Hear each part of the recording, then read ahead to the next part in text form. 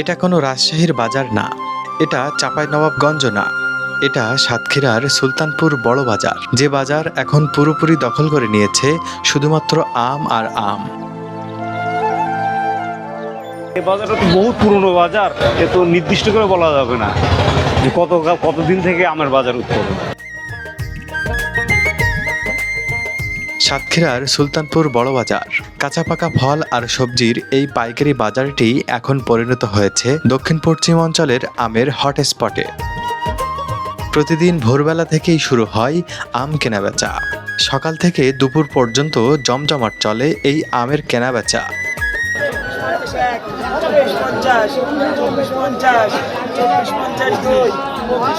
আর বিকেল হলেই শুরু হয় শত শত ট্রাকে আম লোড হওয়া।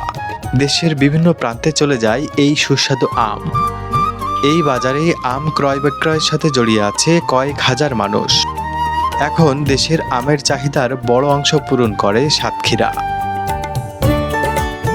গোপালভোগ আছে, গোবিন্দভোগ, হিমসাগর, আম্রপালি, এগুলো তো বিখ্যাত। সাতক্ষীরা হিমসাগর সবচেয়ে বেশি বিখ্যাত। এতদিন আমের রাজত্ব ছিল রাজশাহী আর চাঁপাইনবাবগঞ্জের, কিন্তু সেই তালিকায় জোরে সোরে ভাগ বসিয়েছে সাতক্ষীরা। কৃষি গবেষকরা বলছেন উত্তরবঙ্গের চিরচরিত আম সাম্রাজ্যে ভাগ বসিয়েছে সাতক্ষীরা। ব্যাপারীদের দাতন দেওয়া থাকে, তারা বাগান কিনে বাগানের আম আমাদের আড়তে আনে। আড়তে আনার পর আমরা যে আপনার ঢাকা থেকে বিভিন্ন জেলা থেকে যারা কাস্টমার আসে তাদের কাছে ক্রয় বিক্রয় করে দরদাম হয়। আমরা এটা চাই তারা একটা বলে সমঝোতা করে, তাদের দাম যদি মেলে আমাদের দামে মেলে তাদের কাছে আমরা বিক্রি করি। ওই বিক্রি করে চাষিদেরকে আমরা চালান করে তাদের থেকে একটা কমিশন, সেই কমিশনটা নিয়ে তাদের বাদ বাকি টাকা দিয়ে দিই। এভাবেই বেচা কিনা হয়।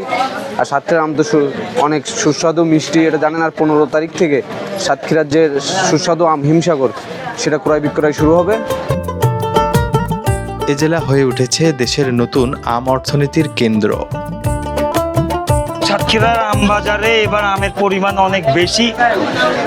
বাজারও বর্তমান যেটা আছে স্বাভাবিক, তবে রাজশাহীর আমের ডেটের সাথে আমাদের ডেটের অনেকটা কাছাকাছি হয়ে যাওয়ায়, যেহেতু 28 তারিখে ঈদ পড়েছে, এর জন্য হিমসাগর আমের একটু এখান থেকে পার্টিরা একবার রাজশাহী চলে গেলে তারা আসতে চায় না।